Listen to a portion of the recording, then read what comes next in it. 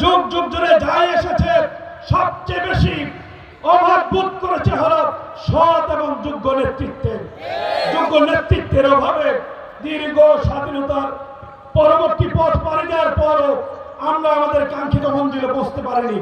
সম্মানিত ভাইরা, আমি জানতে চাই আমাদের জাহাঙ্গীর ভাই, জননেতা জাহাঙ্গীর ভাই কি সৎ মানুষ? এটা আপনারা বিশ্বাস করেন?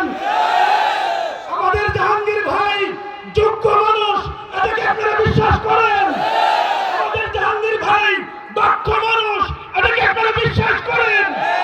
আগামী দিনে আমাদের নেতা সৎ, যোগ্য, দক্ষ আগামীর বাংলাদেশকে গড়ার জন্য যে মানুষ দরকার, সেই সোনার কারিগর সম্মানিত জাহাঙ্গীর ভাইকে বিজয়ী করার উদাত্ত আহ্বান জানিয়ে আপনাদের এই আয়োজনে আমাদেরকে সম্পৃক্ত করার সুযোগ দেওয়ার জন্য কৃতজ্ঞতা জানিয়ে আমি শেষ করছি।